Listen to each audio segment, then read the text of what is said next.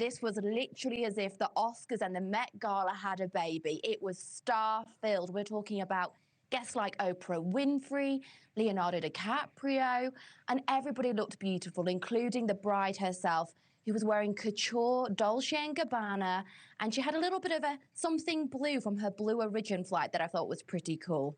But obviously, like you mentioned, a lot of people, including critics and protesters, were not happy with such a lavish display of wealth and the billionaires taking over their city.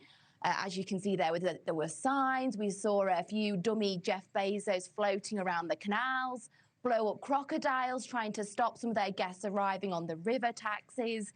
So people of Venice weren't as happy as I might be from across the pond watching it as a third party. And some people might say, look, he's got a lot of money. Why can't he spend it the way he sees fit? And you know, when we take a look at the price tag on this, I mean, it is hard to imagine. How do you spend $56 million in just 3 days? Do you know? I mean, where did that money go? Well, obviously, that is an eye-watering amount. It's a kind of number that is almost incomprehensible to every other person on the planet. How one spends that amount of money in such a short period, I genuinely don't know. But what I can say is that the billionaire has hit back at critics because he said he pledged $3 million. Sorry, excuse me one second. He pledged $3 million to local charities. He also asked his guests to, instead of giving gifts, please give donations to local suppliers. And obviously, this is going to bring in nearly $1 million of tourism to Venice, which is only going to help the city, whether it's in repairs, whether it's with local artisans, restaurants, hotels, and things of that nature. And he did actually hire almost 80% of local artisans for his wedding. So the money is going back to the city itself. Yeah, that's a good point and a good balance so that people can understand that. I mean, when I hear $56 million, I'm like, did everybody get a new car that came to the wedding? I mean, I mean, it's crazy, right? You know, he is worth an estimated $231.4 billion. So you think about that. I mean, is this really just a drop in the bucket to him? Well, if you think about it, if you were to work that out into an average person's salary, that's around thinking he spent maybe about $200 on his wedding. When you think of the extravagance, and that just goes to show how much money this man has got, which is why some people were so upset, saying, if you can, they had a big sign out on one of the plazas saying, if you can read this from your private jet, you should be paying more taxes. So I can understand both sides of the spectrum. If he's got it and he's worked hard for it and it's his, why not enjoy the most special day of his life with the people he cares about most, as we all deserve to do? But on the other hand, the majority of the world, like we say, he is in the 1%. The other 99 will never see that kind of money. Most people are struggling right now, barely making the minimum wage.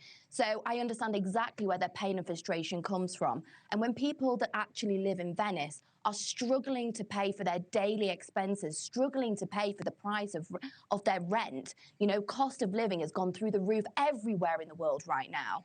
And so I understand the frustration of such an extravagant display being shown when people literally are struggling to make ends meet. Right. Okay. So we've got this arm wrestling going on over the money over there.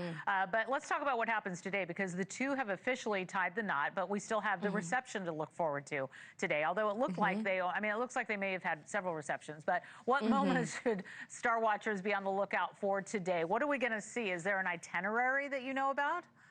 Well, everything with these guys is kept under top secret wraps. I mean, there's only been rumors so far about some of the celebrities that have allegedly been performing at their wedding. Rumors have it that there was Elton John, Lady Gaga, Kygo, all in playing attendance. I mean, can you imagine? That's like having the Super Bowl right there.